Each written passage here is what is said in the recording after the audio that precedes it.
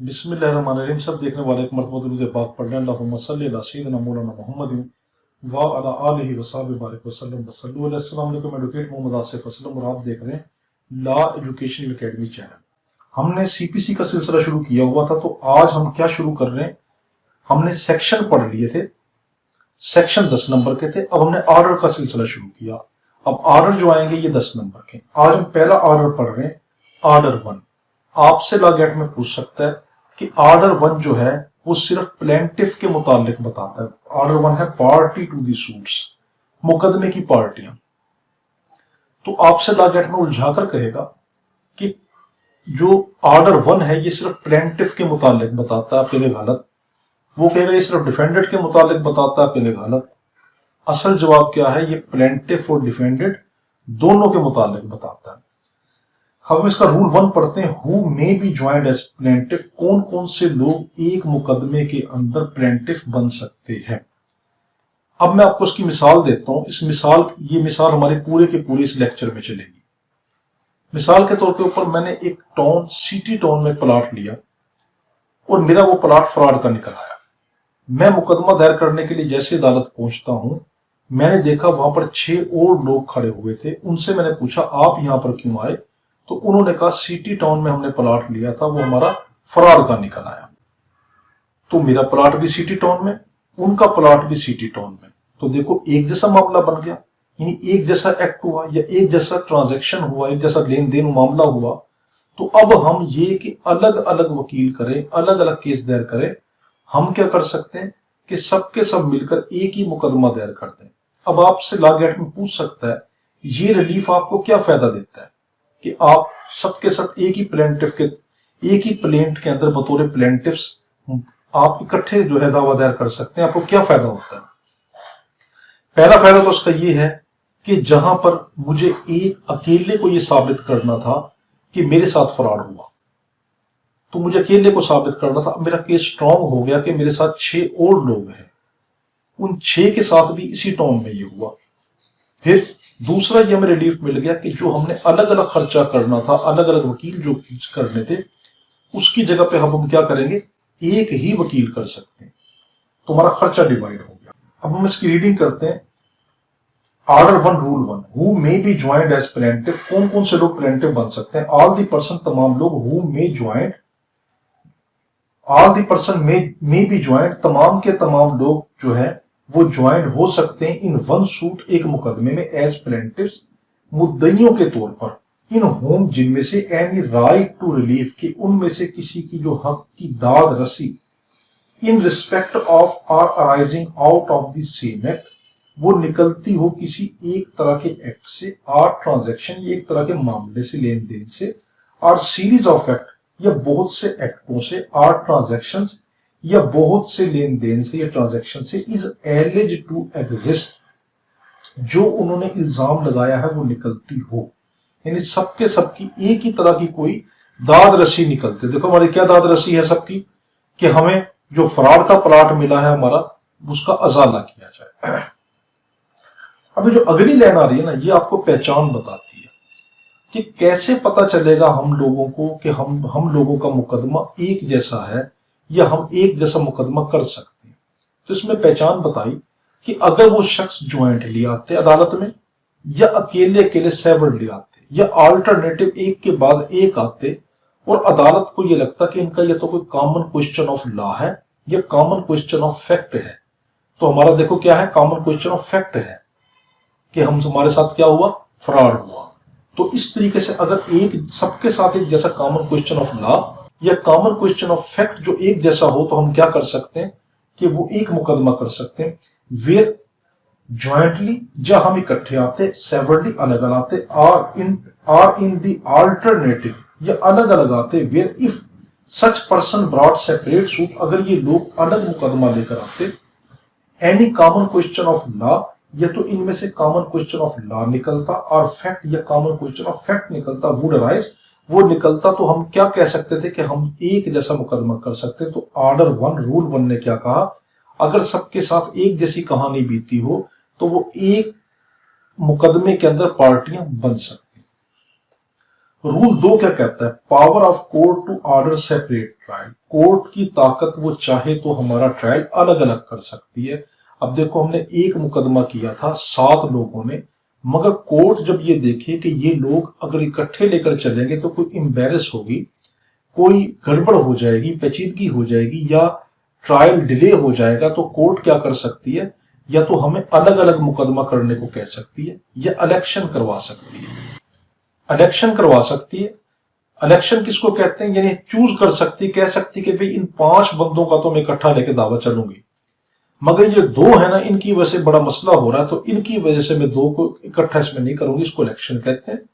और सेपरेट किसको कहते हैं? कि हर एक का अलग अलग ट्रायल लेके चले, तो ये अदालत कर सकती है। रूल 2 में कहा power of court to order separate trial. Court की ताकत के वो सेपरेट ट्रायल कर सकती है। Where it appears to the court, जब कोर्ट को ये लगे that any joinder of plaintiffs, कि अगर ये प्लेंटिफ इकट्ठे लेकर चले, में इम्बेरस, वो भी पेचीदगी पैदा कर देंगे, मसला क्रिएट कर देंगे, और डिले द ट्रायल, जिनकी वजह से ट्रायल डिले हो जाएगा ऑफ द सूट, इस मुकदमे का, द कोर्ट में पुट द प्लेंटिफ, कोर्ट कर सकती है उन प्लेंटिफ को टू देयर इलेक्शन, उनमें से चुन सकती है, और ऑर्डर सेपरेट ट्रायल, ये अलग अलग ट्रायल कर सकती है, और मेक सच अदर ऑर्डर, या दूसरा कोई ऑर्डर दे सकती है, एज मे बी एक्सपीडियंट, जो उसको बेहतर लगे, मौजूद लगे, कोर्ट ऐसा कर सकती है।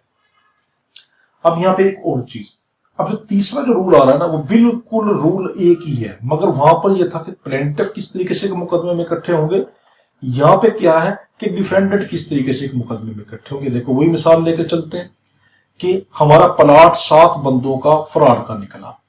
जब हमने मुकदमा दायर किया तो पता क्या चला कि 10 लोग इस टाउन के जो थे वो पार्टनर थे। अब उन 10 ने क्या फैसला किया, भाई हम अलग अलग हम केस को डिफेंड करेंगे, तो उससे बेहतर नहीं कि हमारा खर्चा डिवाइड हो जाएगा, हम 10 के 10 पार्टनर मिलकर एक ही वकील कर लेते हैं, सेम वही, अगर उनका भी काज एक जैसा हो, उनके साथ भी कहानी एक जैसी बीती हो, उन सब 10 के साथ क्या कहानी बीती, उन 10 पे हम 7 ने इल्जाम लगा दिया कि इन्होंने हमारे साथ फ्रॉड किया, तो वो 10 क्या कर सकते हैं, वो भी अपना एक ही मुकदमा बना सकते हैं। यही बात, और इसमें भी यही पहचान बताई गई कि कैसे पता चलेगा आखिरी लाइनों में, कि कैसे पता चलेगा कि वो एक जैसे मुकदमे के अंदर आ सकते हैं, एक ही पार्टी बन सकते हैं। तो क्या उसमें यह बताया गया था कि अगर वो एक एक कर आते, या ज्वाइंटली आते, या अल्टरनेटिव एक के बाद एक आते, तो उनमें से कोई कॉमन क्वेश्चन ऑफ लॉ या कॉमन क्वेश्चन ऑफ फैक्ट निकलता तो वो कर सकते थे। अब वो सबके साथ क्या है, सब पे फ्रॉड का इल्जाम है, तो वो एक मुकदमा कर सकते हैं, 10 के 10 मिलकर एक ही मुकदमा कर देंगे और एक ही अपना वकील रख लेंगे। तीसरा है who may be joined as defended. कौन से लोग डिफेंडेड हो सकते हैं? All person may be joined as defended, सबके सब लोग डिफेंडेड हो सकते हैं, अगेंस्ट हुम, जिनके खिलाफ एनी राइट टू रिलीफ, कि जिनके खिलाफ कोई दाद रसी, इन रिस्पेक्ट ऑफ और arising out of the same act, किसी एक एक्ट के जरिए से, और ट्रांजैक्शन या किसी मामले के जरिए से, और सीरीज ऑफ एक्ट या बहुत सी एक्टों के जरिए से, और ट्रांजैक्शन या बहुत से लेन देन या ट्रांजैक्शन के जरिए से, इज एलिज टू एग्जिस्ट, वो एक जैसी निकलती हो, वेदर ज्वाइंटली, अगर वो इकट्ठे आते, सेवरली अलग अलग आते, और अल्टरनेटिव एक के बाद एक, where if separate suit were brought, अगर वो अलग अलग मुकदमा लेके आते अगेंस्ट सच पर्सन, इन लोगों के खिलाफ, any common question of law, या तो कॉमन क्वेश्चन ऑफ लॉ होता, और फैक्ट वुड अराइज, या कॉमन क्वेश्चन ऑफ फैक्ट निकलता, तो ये एक मुकदमा कर सकते हैं। मैंने आपको हर लेक्चर के अंदर एक बड़ी अहम बात बताई है, वो बात क्या है? मैं ये बात क्यों करता हूं हर लेक्चर में? मैं इसलिए करता हूं कि स्टूडेंट जो होते हैं ना, उनको भी ये पता नहीं होता कि एक लफ्ज के कई कई मतलब निकलते हैं। तो मैं आपको हर लेक्चर में ये कह रहा हूं कि एक लफ्ज के कई कई मीनिंग है, एक पैरे को तर्जमा बताने का कई कई तरीके हैं। मैं आपको वो वाला तर्जमा बताता हूं जो उस वक्त उस लाइन के उस लफ्ज पे ठीक बैठता और आसान हो, बेशक वो आपकी डिक्शनरी में लिखा हो या ना लिखा हो। मुझे सिर्फ समझाना है, मेरा काम है कंसेप्ट क्लियर कराना। कई मैं लफ्ज ऐसे भी बोल दूंगा कि जिनका डिक्शनरी में वजूद ही नहीं होगा, मगर मेरा उस लफ्ज को बोलने का तरीका क्या है कि आपको उस वक्त वो सही समझ आ जाए। मेरा मतलब है समझाने का, तो इसलिए मैं टफ लैंग्वेज नहीं बोलता, मैं बिल्कुल इजी लैंग्वेज बोलता हूं। तो इसलिए अपने जहन को रिलैक्स रखना कि कभी आप ये देखेंगे ये तो मैंने लफ्ज कभी सुना ही नहीं, तो वो समझाने की वजह से होगा। और हमारा है 4, رول 4 کورٹ میں give judgement for or against one or more of the joint party. اس میں سیدھی سی بات کی گئی کورٹ اگر چاہے تو تمام پلینٹف کے لیے ایک طرح کا فیصلہ سنا سکتی ہے یا الگ الگ سنا سکتی ہے, یا تمام ڈیفینڈنٹ کے لیے فیصلہ سنا سکتی ہے الگ الگ سنا سکتی ہے. اتنی سی بات ہے. کورٹ میں گیو ججمنٹ فار کورٹ دے سکتی ہے ججمنٹ کن کے لیے اور اگینسٹ یا کن کے خلاف one or more of the joint party جو یا تو ایک کے لیے یا جوائنٹ جو اکٹھے ہوئی تھی پارٹی ان کے لیے. Judgment may be given without any amendment judgment بغیر امینڈمنٹ کے بھی دی جا سکتی ہے. کس کے لیے؟ فار سچ ون کسی ایک کے لیے اور مور آف دی پلینٹفس یا بہت سے پلینٹفس کے لیے ایز میں بی فاؤنڈ جو پائے گئے to be entitled to relief کہ وہ داد رسی کے وہ واقعی انصاف کے حقدار ہیں. فار سچ ریلیف اس ریلیف کے لیے ایز ہی یا تو وہ اکیلا اور دے میں بی انٹائٹلڈ ٹو کہ وہ اس طرح کے انٹائٹل ہو سکتے تھے. یعنی اس میں کیا کہا گیا 4A میں کہا گیا کہ کورٹ چاہے تو ایک پلینٹف یا کورٹ چاہے تو تمام پلینٹف کے حق کے اندر فیصلہ دے سکتی ہے. نیچے ڈیفینڈنٹ کے متعلق بات کی گئی. بی اگینسٹ ون یا کسی ایک ڈیفینڈنٹ کے خلاف اور مور آف دی ڈیفینڈنٹ یا بہت سے ڈیفینڈنٹ کے خلاف ایز میں بی فاؤنڈ ٹو بی لائیبل اگر وہ یہ چاہے کہ وہ لائیبل ہیں ذمہ دار ہیں according to the respected liability اپنی متعلقہ ذمہ داری کی وجہ سے. یعنی کورٹ کیا کر سکتی کہ یہ واقعی ذمہ دار تھے کہ انہوں نے فراڈ کا پلاٹ کیوں دیا ان کو, تو کیا کر سکتی ان 10 کے خلاف اکٹھا بھی فیصلہ دے سکتی ہے الگ الگ بھی دے سکتی ہے. ہو سکتا ہے کہ ان 10 میں یہ ہوا ہو کہ جو 8 تھے انہوں نے فراڈ کیا ہو, جو 2 باقی تھے وہ سلیپنگ پارٹنر ہو. یعنی انہوں نے کیا کیا وہ ایکٹیو پارٹنر نہ ہو کہ انہوں نے صرف سرمایہ کاری کی ہو, ان کا کوئی لین دین نہ ہو, وہ بیچارے کسی اور ملک میں رہتے ہوں. تو کورٹ کیا کر سکتی ہے کہ ہاں ان 8 کے خلاف الگ فیصلہ دے سکتی ہے, ان 2 کو رہا بھی کر سکتی ہے. ایسا کر سکتی ہے. 5واں defendant need not be interested in all the relief claimed. یہ ضروری نہیں کہ ڈیفینڈنٹ جو ہے وہ سب کے سب ایک جیسی ذمہ داری رکھتے ہیں. اس کو بڑے غور سے سمجھنا. اب وہ جو 10 تھے یہ ضروری نہیں کہ ان 10 نے ایک جیسا فراڈ کیا ہو ان میں سے, اور یہ بھی ضروری نہیں کہ سب 10 پہ ایک جیسی ذمہ داری عائد ہو. تو میں بھی تھوڑی دیر پہلے ابھی اسی 4 میں آپ کو بتا کر بیٹھا ہوں کہ یہ ضروری نہیں کہ سب نے ایک جیسا قصور کیا ہو. میں نے ابھی بتایا کہ 2 جو تھے وہ تو انگلینڈ میں رہتے تھے, انہوں نے تو صرف سرمایہ کاری کی تھی. تو یہاں پر کیا کہ ضروری نہیں کہ سب کے سب ڈیفینڈنٹ ایک ہی جیسے قصور میں ملوث ہوں. اتنی سی بات کی گئی. ہو سکتا ہے ایک نے ایک قصور کیا ہو, دوسرا نے دوسرا قصور کیا ہو, تیسرے نے کچھ اور قصور کیا ہو. ایسا ہو سکتا ہے. کچھ ایسا بھی ہو سکتا ہے کہ کسی نے کیا ہی نہ ہو, جیسے بھی ہم نے دیکھا کہ ہاں 2 اس میں جو تھے وہ انگلینڈ کے تھے. Defendant need not be interested in all the relief. Defendant ضروری نہیں ہے کہ وہ interest who in all the relief کلیم ان تمام ریلیفوں کا جو ان کے خلاف کیے گئے. یعنی اس کو دوسرے نظریے سے لے کے چلیں تو یہ اس کا ترجمہ یہ بھی بن سکتا ہے کہ جو مدعیوں کے حق میں فیصلہ آیا وہ ضروری نہیں ہے کہ ان میں سے تمام جو ڈیفینڈنٹ ان سے لیا جائے گا. ایسا ہو سکتا ہے کچھ ڈیفینڈنٹ سے کوئی ریلیف لے دیا گیا, کچھ ڈیفینڈنٹ سے کوئی لے دیا گیا, یہ بھی ہو سکتا ہے. It shall not be necessary. یہ ضروری نہیں ہے that every defendant کہ ہر ڈیفینڈنٹ shall be کہ وہ ضرور ہو interested as to all the relief claimed ان تمام ریلیفوں میں جو کلیم کیا گیا ہے in any suit against him اس مقدمے کے بارے میں جو اس کے خلاف کیا گیا. اب ہے role 6 joinder of party liable on same contract. جو جوائنڈر آف پارٹی جو مقدمے کی پارٹیاں بنی تھی وہ ایک جیسے کنٹریکٹ کا حصہ ہونا ضروری ہے. اب میں جب کسی کو پارٹی چنوں گا, اب میں جب عدالت پہنچا تھا میں اکیلا فراڈ کے لیے پہنچا تھا, اب وہ جو 7 کھڑے ہوئے تھے 6 کھڑے ہوئے تھے اب ان 7 لوگ بننے والے ہیں. اب میری مرضی میں ان میں سے جس کو چاہوں اپنے ساتھ مقدمے کا حصہ بنا سکتا ہوں. یعنی اس میں یہ کہا گیا کہ ایک شخص کسی بھی دوسرے کو حصہ اپنے مقدمے کا بنا سکتا, مگر ضروری یہ ہے کہ ان سب کے ساتھ ایک ہی جیسی کہانی بیتی ہو, ایک جیسا ٹرانزیکشن ہوئی ہو, یا ایک جیسا جو ہے ان کے ساتھ کنٹریکٹ ہو. یہ والی بات کی گئی. Joinder of plaintiff liable on same contract. جو جوائنڈر ہوتی پارٹیاں وہ ذمہ دار ہوتی ہیں ان سیم کنٹریکٹ ایک ہی جیسے کنٹریکٹ کی.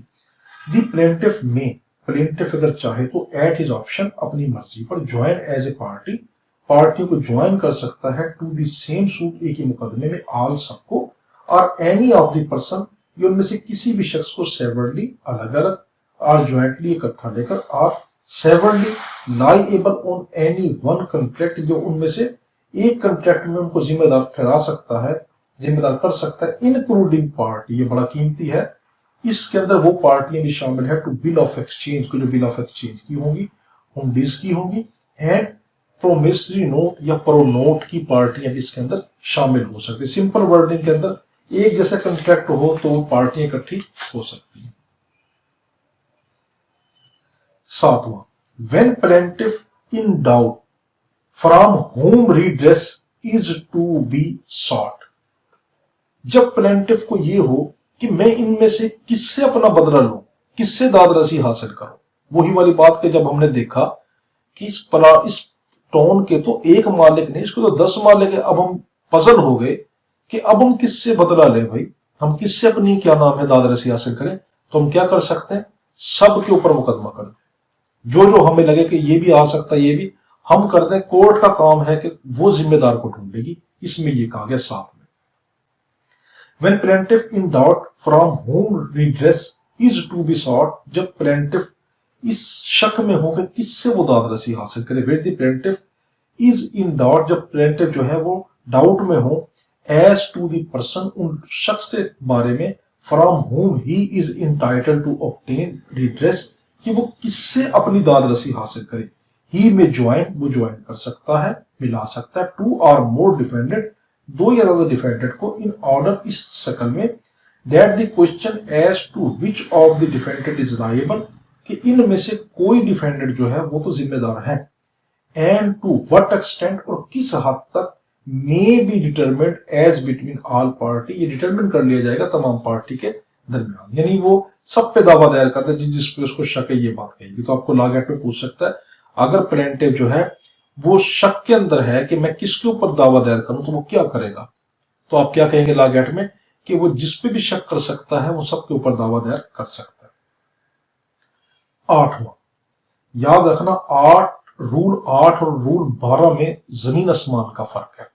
8 में ये कहा गया कि देखो हम 7 लोग थे, उन 7 में से ये कहा कि आसिफ तुम फारिग हो, हम 6 बड़े जो हैं मसरूफ बंदे, हम 6 की तरफ से तुम एक, हम तुझे अथॉरिटी देते हैं, तो एक मिलकर हम 6 की तरफ से इकट्ठा एक मुकदमा दायर कर दो। 8 में ये वाली बात की गई कि सब की तरफ से एक नुमाइंदा बनकर मैंने मुकदमा दायर किया कि ये जो टोन है या फ्रॉड होता है। 8 में ये बात की गई, और 12 में अलग बात की गई। वो क्या की गई, 12 में ये कहा गया कि हमने मुकदमा तो इकट्ठा दायर किया, कि हम 7 के 7 ने मुकदमा इकट्ठा दायर किया, मगर बात वहां पे क्या कि उन 6 ने ये कहा कि हम रोजाना पेशी पर नहीं आ सकते, हम अपना पावर ऑफ अटॉर्नी आसिफ को देते हैं कि हमारी तरफ से ये पेश होता रहे अदालत में, जब हमारी जरूरत होगी तब हम आ जाएंगे। तो ये फर्क है कि 8 में मैं सबका नुमाइंदा बन के अकेला मुकदमा कर रहा हूं, और 12 में क्या फर्क है, 12 में ये कि वो सबके सब मुकदमे में सारे शामिल हैं, मगर पेशी पे हाजिर मुझे अकेले को कर रहे हैं, बाकी 7 के बाकी जो 6 हैं वो पेशी पे हाजिर नहीं हो रहे। वहां पेशी का मामला या मुकदमे का मामला, जमीन आसमान का फर्क है। 8, 1 पर्सन में सू, एक शख्स जो है वो दावा दायर कर सकता है, और डिफेंड, यहाँ पे डिफेंडेंट का भी आपसे लॉ पूछ सकता है कि क्या डिफेंडेंट भी ऐसा कर सकता है कि तमाम की जगह पे एक को रिप्रेजेंट ठहरा ले। हाँ, डिफेंडेंट भी कर सकता है। अब हम रूल 8 देख रहे हैं, रूल 8 में कह रहा 1 पर्सन में सू, एक पर्सन जो है वो दावा दायर कर सकता है, और डिफेंड, या डिफेंड कर सकता है on behalf of the all in the same interest, या क्या कर सकता है, दिफा कर सकता है उन तमाम की तरफ से। अब हम इसमें देखते हैं 8(1) में क्या कहा गया, where there are numerous person, जब बहुत से लोग हों, हैविंग द सेम इंटरेस्ट, उनका एक जैसा मफाद हो, इन दी वन सूट, एक सूट में, 1 और मोर ऑफ सच पर्सन, एक या उनमें से ज्यादा शख्स में, अगर चाहे तो यहाँ पे मे का लफ्ज है, आप शैल गलत हो जाएगा, चाहे तो मर्जी पे है, with the permission of the court, ये जरूरी है कि कोर्ट से पहले परमिशन लेंगे, सू और भी सूट, तो यहाँ पे मुकदमा कर भी सकते हैं, उन पर मुकदमा किया भी जा सकता है, आर में डिफेंड, या वो दिफा कर सकते हैं इन सच सूट, इस सूट में, ऑन बिहाफ ऑफ, किसके बिहाफ के ऊपर, or for the benefit of all the person, या तमाम लोगों के मफाद के लिए, सो इंटरेस्टेड, जो उसमें इंटरेस्टेड है, but the court shell in such case give, लेकिन ऐसे हालात में कोर्ट जो है वो देगी, एट द प्लेंटिफ्स एक्सपेंस, उन प्लेंटिफ के खर्चे पर, notice of the institution, notice देगी कि उसने इंस्टीट्यूट किया है, दावा दाखिल किया, ऑफ द सूट के दावा दाखिल किया है, टू ऑल सच पर्सन, उन तमाम लोगों के लिए, एदर बाय पर्सनल सर्विस, तो कोर्ट उनको पर्सनल सर्विस के जरिए से भी नोटिस भेज सकती है, और where from the number of person, या उन लोगों को, नंबर ऑफ पर्सन को भेज सकती है, और एनी अदर काज सच सर्विस, या कोई और तरीका ढूंढ सकती है, इज नॉट रीजनेबली प्रैक्टिकेबल, अगर ये वाले जो है ये प्रैक्टिकेबल ना हो, बाय पब्लिक एडवर्टाइजमेंट, या पब्लिक एडवर्टाइजमेंट भी कर सकती है, as the court in such case, as the court in each case, as the court in each case में डायरेक्ट, जिस तरीके से कोर्ट हिदायत करेगी। तो 8(1) में क्या कहा गया कि कोई अलग अलग जो मुकदमे दायर करें, उनकी जगह पर क्या कर सकते हैं कि सबके सब मिलकर एक बंदा नुमाइंदे के तौर पे दावा दायर कर सकता है, मगर जब वो करेगा तो उसको कोर्ट से परमिशन लेनी पड़ेगी। लागत में आपसे पूछेगा, उसको कोर्ट से परमिशन नहीं लेनी पड़ेगी, आप कहेंगे नहीं, उसको कोर्ट से ही परमिशन लेनी पड़ेगी, और कोर्ट उनके खर्चे पे नोटिस भी भेजेगी बाकियों को कि देखो इस तरह का मुकदमा दायर हुआ है। तो ये 8(2) में, any person on whose behalf, ऐसा शख्स जिसके बिहाफ पर, और फॉर हुज बेनिफिट, जिसके फायदे के लिए, ए सूट इज इंस्टीट्यूटेड, मुकदमा दाखिल किया गया है, आर डिफेंडेड, ये मुकदमा लड़ा गया है, अंडर सब रूल 1 के तहत, में अप्लाई टू द कोर्ट, वो कोर्ट को अप्लाई कर सकता है, to be made a party, कि मैं पार्टी बनना चाहता हूं, तो सच सूट उस मुकदमे। अब देखो उन 6 ने क्या कहा था कि आसिफ हम हमारी जगह पे तुम नुमाइंदे बन के हमारा मुकदमा दायर कर दो, मैंने मुकदमा दायर कर दिया, मुकदमा चल रहा, मुकदमे के दौरान उनमें से एक बंदा कहता नहीं जी मैं तो पार्टी बनना चाहता हूं, मैं आसिफ पे भरोसा नहीं कर सकता, मैं अपना पार्टी बनना चाहता हूं, तो क्या कर सकता है, जब भी चाहे कोर्ट से इजाजत लेकर पार्टी बन सकता है। इसमें ये बात की गई। तो लॉ गेट में आपसे पूछेगा पार्टी बन सकता है, अगर वो चाहे तो आप कहेंगे हाँ बन सकता है। 9वां बहुत अहम है, मिस ज्वाइंटर एंड नॉन ज्वाइंटर। पहले इस कंसेप्ट को समझें, ये अक्सर पूछ लेता है। 2 तरह की पार्टियां होती हैं, एक होती है प्रॉपर पार्टी, एक होती है नेसेसरी पार्टी। मुकदमे में 2 तरह की पार्टियां होती हैं, एक होती है नेसेसरी पार्टी कि जिसकी बगैर मुकदमा सही तरीके से फैसला ना हो सके, वो नेसेसरी पार्टी कहलाती है। एक होती है पार्टी वो कि जो प्रॉपर पार्टी है, उसको मुकदमे में चाहे तो शामिल कर लें चाहे तो ना करें। तो एक प्रॉपर पार्टी जिसको चाहे तो शामिल करें या ना करें, एक नेसेसरी पार्टी जिसको जरूर शामिल करना पड़ेगा। अब यहां पे केस उसने क्या कहा, मिस ज्वाइंटर और नॉन ज्वाइंटर। मिस ज्वाइंटर का मतलब क्या है, 9वें में ये कहा गया कि अगर कोई शख्स मिस ज्वाइंटर गलती से मुकदमे में किसी का नाम दाखिल कर दिया गया, या क्या कहा गया एंड नॉन ज्वाइंटर। नॉन ज्वाइंटर का मतलब है जिसका नाम दाखिल करना चाहिए था, जो नेसेसरी पार्टी थी, उसका नाम ही दाखिल नहीं किया गया। तो ये 2 केस इसमें दिए गए। पहला क्या है, मिस ज्वाइंटर गलती से नाम दाखिल कर दिया गया, और नॉन ज्वाइंटर वो जो नेसेसरी पार्टी थी उसका नाम ही दाखिल नहीं किया गया। तो क्या होगा, अब 9वें में ये कहा गया अगर इस तरह हो जाए तो मुकदमे पे कोई फर्क नहीं पड़ता। कोर्ट को नामों से क्या लेना देना, कोर्ट को क्या नाम से लेना कि आसिफ आ रहा है या नहीं आ रहा, कोर्ट को तो ये देखना फ्रॉड हुआ है। अब मेरा नाम गलती से कुछ और आ गया हो तो ये तो जरूरी नहीं कि कोर्ट ये कहे कि जो नाम दुरुस्त नहीं है, तो ऐसा नहीं करती। तो मिस ज्वाइंटर और नॉन ज्वाइंटर आपसे लॉ गेट में पूछ ले, मिस ज्वाइंटर और नॉन ज्वाइंटर की बुनियाद पर क्या दावा खारिज हो जाता है, कोर्ट उसको दोबारा नया लेके चलती है? कहेंगे नहीं, बल्कि कोर्ट क्या करती है कि वो उस दावे को चलने देती है, सिर्फ नाम चेंज कर देती है, बस इतना है। No suit shall be defected, मुकदमे पे कोई फर्क नहीं पड़ेगा, मुकदमा डिफेक्टेड, मुकदमा नहीं हारेगा, मुकदमे में फर्क नहीं पड़ेगा। बाय रीजन ऑफ, इस वजह से, ऑफ द मिस ज्वाइंटर और नॉन ज्वाइंटर ऑफ द पार्टी, कि पार्टियां मिस ज्वाइंटर हो, गलती से डाल दी गई हो, और नॉन ज्वाइंटर ये दाखिल ना की गई हो ऑफ द पार्टियां। एंड द कोर्ट में इन एवरी सूट, में का लफ्ज है, वो कोर्ट अगर चाहे तो हर मुकदमे में deal with the matter in controversy, वो क्या करती है तो डील करती है मैटर को, जो कंट्रोवर्सी, जो मुतनाजा मामला हो, जो मामला ان کے اندر جھگڑا پیدا کر رہا. So far as regard the right, اس کو کیا تعلق ہے؟ ان کے ریگارڈ دی رائٹ، ان کے حقوق سے تعلق ہے کورٹ کو. اینڈ انٹرسٹ، ان کے مفاد سے تعلق آف دی پارٹی، پارٹیوں کے ایکچولی بیفور اٹ، جو اس کے سامنے ہے. تو یہاں پہ لا گیٹ کا بس اتنی سی بات آپ یاد رکھنا. آپ سے کہا مس جوائنڈر اور نان جوائنڈر جو ہے وہ سوٹ کو ڈیفیکٹ کرتے ہیں، آپ کہیں گے نہیں کرتے. پھر دوسرا سوال پوچھ سکتا ہے کہ کیا اگر اس طرح ہو جائے تو وہ سوٹ دوبارہ رینیو کرنا پڑے گا؟ آپ کہیں گے نہیں، مقدمہ وہیں سے چلتا رہے گا اور صرف ان کے نام درست کر دی جائیں گے. 10واں، suit in name of wrong plaintiff, کہ سوٹ جو ہے وہ رانگ پلینٹف کے نام کے اوپر داخل کیا گیا. اس کو ذرا کلیئر کر لیں.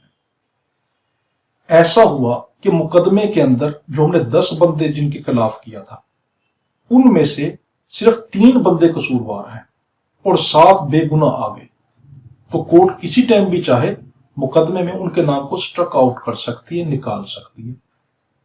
یا ہم نے وہ 10 بندے جو ہے ان پہ دعویٰ دائر کیا تھا، کورٹ نے دیکھا نہیں، ان 10 کے علاوہ 5 اور بھی چھپے کہیں بیٹھے ہوئے ہیں. تو کورٹ نے کیا دیکھا کہ ہم نے تو 10 بندوں کے اوپر، دیکھو ہم نے 10 بندوں کے اوپر دعویٰ دائر کیا تھا، مگر کورٹ نے دیکھا کہ نہیں، ان 10 کے علاوہ 5 اور بھی ہیں.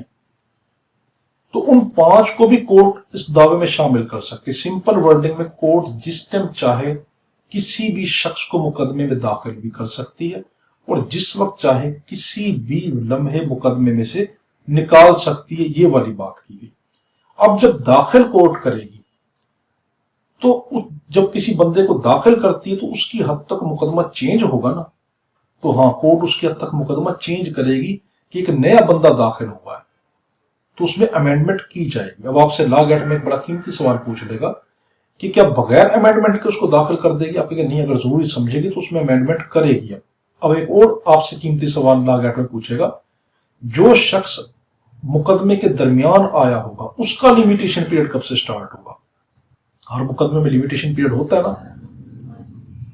تو کہے گا اس کا لیمیٹیشن پیریڈ کب سے سٹارٹ ہوگا؟ جس شخص کو بعد میں داخل کیا گیا، آپ کہیں گے اس کا لیمیٹیشن پیریڈ تب سٹارٹ ہوگا جب سروس آف سمن ہوا تھا. یعنی جس دن سمن کی تعمیل ہوئی تھی، جس دن وہ بندہ شامل کیا گیا تھا، اس دن سے اس کا لیمیٹیشن پیریڈ شروع ہو جائے گا. یہ بڑی قیمتی بات ہے. اب ہے suit in name of wrong plaintiff. 10واں رول ہم پڑھ رہے ہیں، اس کا sub rule 1، where a suit has been instituted, جب سوٹ داخل کیا گیا ہو in the name of wrong person, کسی غلط شخص کے نام پر، ایز پلینٹف، اس کو پلینٹف بنا دیا گیا ہو، اور where it is doubtful, یا کہیں پر شک ہو، whether it has been instituted in the name of the right plaintiff, کہ کیا جو ہم نے مقدمہ داخل کیا وہ شخص. دی کورٹ میں ایٹ اینی اسٹیج، کورٹ کسی بھی اسٹیج پر آف دی سوٹ، اس مقدمے کی، اف سیٹسفائڈ، اگر کورٹ مطمئن ہو، that the suit has been instituted, کہ جو مقدمہ انہوں نے داخل کیا تھا تھرو اے بونا فائڈ مسٹیک، انہوں نے معصومانہ غلطی کی تھی. معصوم غلطی تھی، ان سے جان بوجھ کے انہوں نے ایسا نہیں کیا، بلکہ معصومانہ غلطی کی وجہ سے، خطا کی وجہ سے کوئی غلط بندہ انہوں نے ایڈ کر دیا. And that it is necessary for the determination of the real matter, اور کورٹ کو لگے اٹ از نیسسری، یہ ضروری ہے، فار دی ڈٹرمینیشن، معلوم کرنے کے لیے، آف دی ریئل میٹر، کہ اصل معاملہ کیا ہے، ڈسپیوٹ جس پہ جھگڑا کھڑا ہوا ہے. سو ٹو ڈو، ایسا کر سکتی ہے. آرڈر اینی ادر پرسن، کسی دوسرے شخص کو حکم دے سکتی ہے، ٹو بی سبسٹیٹیوٹڈ، کہ اس کی جگہ پہ دوسرا ڈال دیا جائے، اور ایڈ، یا کوئی اور شامل کر دیا جائے، ایز پلینٹف، پلینٹف کے طور پر، اپون سچ ٹرم، ان تمام شرائط کے ساتھ، ایز کورٹ تھنک فٹ، جو کورٹ جو ہے مناسب سمجھے. اس میں یہ کہا گیا تو کورٹ کسی بھی وقت، کسی بھی لمحے اگر چاہے، شرائط کے ساتھ یا شرائط کے بغیر، کسی بھی شخص کو پلینٹ میں داخل بھی کر سکتی ہے، نکال بھی سکتی ہے. یہ کہا گیا. اس کے سب رول 2 میں کہا گیا کورٹ میں اسٹرائک آؤٹ، کورٹ نکال سکتی ہے، خارج کر سکتی ہے، اور ایڈ پارٹی، پارٹیوں کو ایڈ کر سکتی ہے. وہی والی بات جو اوپر کی گئی مگر یہاں پہ تفصیل سے کر دی گئی. دی کورٹ میں ایٹ اینی اسٹیج، کورٹ کسی بھی اسٹیج پہ، اینی کا لفظ بڑا قیمتی ہے. لا گیٹ میں کہہ دے گا ایٹ سرٹین اسٹیجز، آپ کہیں گے غلط، کسی بھی اسٹیج پہ کورٹ کر سکتی ہے. Any stage of the proceeding, proceeding کی کسی بھی اسٹیج کے اوپر، ایدر اپون، یا تو کس کے اوپر، درخواست کے اوپر، اور وداؤٹ دی اپلیکیشن، یا بغیر درخواست پہ، آف ایدر پارٹی، کسی پارٹی کے. تو لا گیٹ میں ایک اور چیز آپ سے پوچھ سکتا ہے، صرف جب پارٹیاں درخواست دیں گی تب ہی کورٹ پارٹیوں کو ایڈ کر سکتی ہے اور اسٹرائک آؤٹ کر سکتی ہے؟ آپ کہیں گے نہیں، کورٹ سو موٹو بنیاد پہ بھی اسٹرک آؤٹ بھی کر سکتی ہے، ایڈ بھی کر سکتی ہے. पार्टी की एप्लीकेशन पे भी कर सकती है, सू मोटो पे भी कर सकती है। एंड ऑन सच टर्म, और उन शराइत की बुनियाद पर, एज में अपेयर टू द कोर्ट, जो कोर्ट को लगती हो टू बी जस्ट, कि वो मुनासिब है। ऑर्डर दैट नेम, उन नामों का ऑर्डर दे सकती है, ऑफ एनी पार्टी, किसी पार्टी का, इम्प्रॉपरली ज्वाइन, कि उसको गलत तरीके से तुमने ज्वाइन किया है, वेदर एज प्लेंटिफ और डिफेंडेड, चाहे वो प्लेंटिफ हो या चाहे डिफेंडेड हो, दोनों में से किसी को भी निकाल सकती है।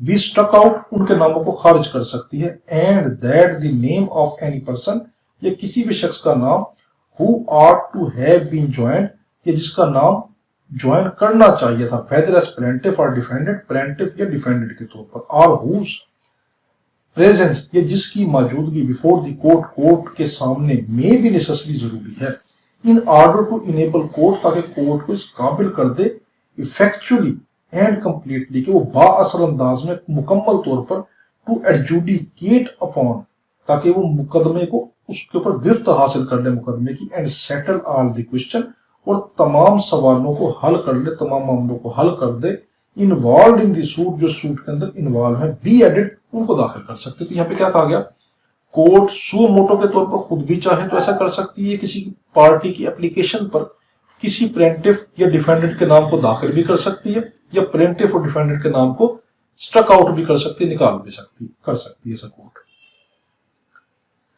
इसका 10 का sub rule 3, no person shall be added as plaintiff, कोई भी शख्स जो है वो ऐड नहीं किया जा सकता plaintiff sewing without next friend.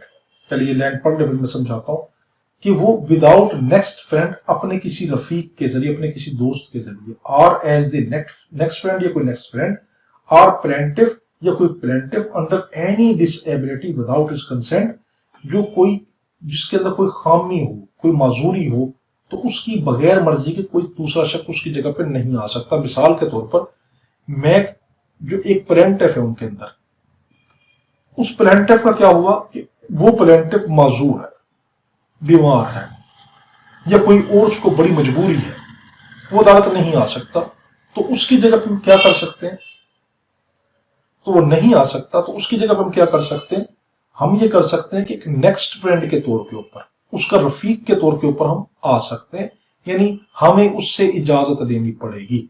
Simple wording में आपसे लागेट में पूछ लेगा, जब एक शख्स नेक्स्ट फ्रेंड के तौर पर आता है तो वो इजाजत लेने की जरूरत नहीं होती, कंसेंट लेने की जरूरत नहीं है। आप कहेंगे गलत, नेक्स्ट फ्रेंड के तौर पे कोई भी शख्स आएगा किसी मुकदमे में, किसी की तरफ से नुमाइंदा बनकर आएगा, तो उसको इजाजत लेनी होगी। 10 का 4, 10 का सबूत 4, वेयर डिफेंडेंट एडेड, जब कोई डिफेंडेंट ऐड किया जाएगा, plaint to be amended, plaint जो है अमेंड कर दी जाएगी। Where a defendant is added, जब किसी डिफेंडेंट को हमने ऐड किया। दी प्लेंट शेल, तो प्लेंट जरूर, शेल का लफ्ज जरूर, unless the court otherwise direct, जब तक के कोर्ट खुद ना कहे, बी अमेंडेड, हमें तरमीम करनी पड़ेगी, चेंज करना पड़ेगा, इन सच मैनर, उस अंदाज में, एज मे बी नेसेसरी, जितना जरूरी हो। And amended copy of the सम्मन, और जो सम्मन के जो अमेंडेड कॉपियां हैं उसके सम्मन जारी किया जाएगा। एंड ऑफ द प्लेंट, और उस दावे की भी, शैल बी सर्ड, हम वो जारी कर देंगे, उन तक पहुंचा देंगे, ऑन द न्यू डिफेंडेंट, उसने डिफेंडेंट को, and if the court think fit, और अगर कोर्ट मुनासिब समझे, ऑन द ओरिजिनल डिफेंडेंट, तो चाहे ओरिजिनल डिफेंडेंट पे भी ये पहुंचाएगी। यानी ये कहा गया, जब हमने एक नया डिफेंडेंट मुकदमे में दाखिल किया, तो अब अगर तो कोर्ट खुद अपने मुंह से कह दे, लिख दे कि मुकदमे में अमेंडमेंट की जरूरत नहीं है, तो अलग बात है, वरना जब एक नया डिफेंडेंट आएगा तो लाजमी उसकी हद तक नए हकायक भी आएंगे ना। तो जब एक नया डिफेंडेंट ऐड किया जाता है तो उसकी हद तक जो प्लेंट है, दावा है, उसमें अमेंडमेंट की जाती है, और जो अमेंडमेंट की जाएगी सम्मन के जरिए दूसरों को इतला कर दिया जाएगा कि हमने मुकदमे में ये वाली अमेंडमेंट की है, ये वाली बात की गई। तो आपसे लागेट पूछेगा, जब अमेंडमेंट की जाएगी तो क्या सम्मन भेजा जाता है दूसरों के पास? आप कहेंगे हाँ भेजा जाता है। और ये कहेगा कि क्या अमेंडमेंट की कॉपी भी भेजी जाती है? आप कहेंगे हाँ अमेंडमेंट की कॉपी भी भेजी जाती है। 10 का 5, subject to the provision of the limitation act, वो मैं पहले बता चुका कि इसका लिमिटेशन एक्ट कब शुरू होगा, इसका लिमिटेशन पीरियड जिस दिन इसको सम्मन की सर्विस हुई थी। Subject to the provision of the limitation act 1908, जहां तक ताल्लुक है लिमिटेशन एक्ट 1908 का, सेक्शन 22 उसकी दफा 22 का, the proceeding as against any person added as defended, कि proceeding as against any person, जो प्रोसीडिंग हमने की थी किसी शख्स के खिलाफ, एडेड जो हमने दाखिल किया था एज डिफेंडेड, एक डिफेंडेड के तौर पर, शैल बी डीम्ड, हम उसको तसव्वुर करेंगे, टू हैव बिगन, कि वो शुरू हुई है, only on the service of the summon, जिस दिन समन की तामील हुई थी।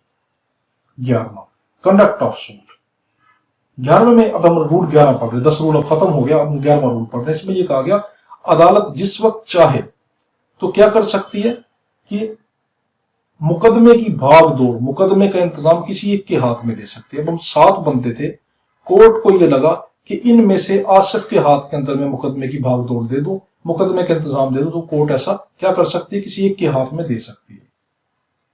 दी कोर्ट में गिव दी कंडक्ट, कोर्ट दे सकती है इंतजाम ऑफ द सूट, उस मामले का, टू सच पर्सन, उस शख्स के हाथ में, एज इट डीम्ड प्रॉपर, जो उसको मुनासिब बंदा नजर आए। अब है हमारे पास इसका rule 12, appearance of one of several plaintiff or defended for other, appearance हाजिर होना, पेशी पे आना। तो मैं क्या कहा था, 12 और 8 में फर्क है। तो 12 का ताल्लुक है पेशी पे आने का, और 8 का ताल्लुक है उन सब की जगह पर एक बंदा नुमाइंदा बनकर मुकदमा दायर कर दे। तो where there are more plaintiff, जब बहुत से प्लेंटिफ हो, देन वन, एक से ज्यादा, any one or more of them, उनमें से कोई एक या कुछ ज्यादा, may be authorize any other, वो दूसरे को इजाजत दे सकते हैं, उनको इस काबिल कर सकते हैं, ऑफ देम, उनमें से, टू अपीयर, के वो पेश हो, प्लीड, पैरवाई करें, are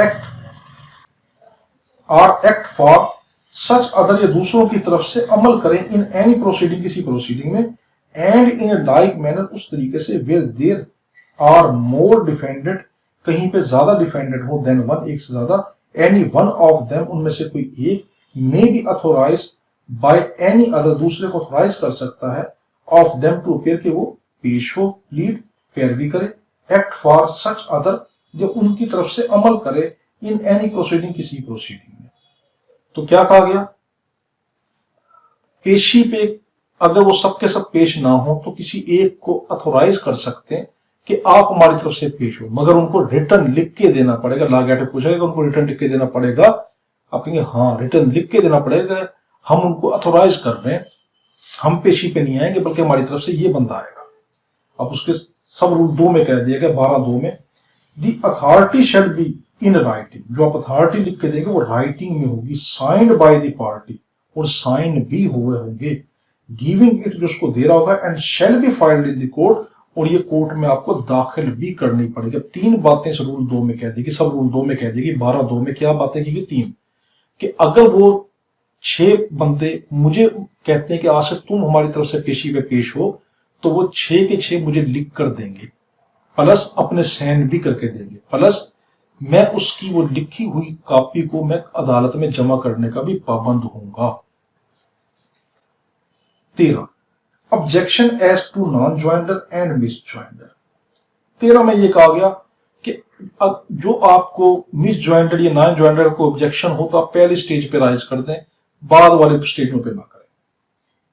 all objection on the ground of non joinder, किसी भी तरह के एतराज जो किस ग्राउंड पे हो नॉन ज्वाइंडर के और मिस ज्वाइंडर या गलत ज्वाइंडर का, पार्टियों के, shall be taken at the earliest possible opportunity, वो कब उठाने चाहिए, शुरू के दिनों में, जब आपको पहला मौका मिल जाए, एंड इन ऑल केसेस, और तमाम केसों में, वेयर इश्यूज आर सेटल्ड, जब मामले सेटल्ड हो गए हों, आर एट और बिफोर सच सेटलमेंट, या तो उस सेटलमेंट के मौके पर, या बिफोर उससे पहले, सच सेटलमेंट उस सेटलमेंट से पहले, unless the ground of the objection है सब्सिक्वेंटली राइज, जब तक के कोई मामला बाद में ना खड़ा हो, and any such objection not so taken, और इस तरह के ऑब्जेक्शन है वो ना लिए जाए, shall be deemed to have been waived, तो वो क्या किए जाएंगे, ऐसा समझाया जाएगा कि वो वेव्ड कर दिए गए, यानी उनसे दस्तबरदार हो गया। अब देखो 13 में क्या कहा गया, आपको मिस ज्वाइंडर या नॉन ज्वाइंडर का कोई भी ऑब्जेक्शन हो तो आप शुरू में बता दें।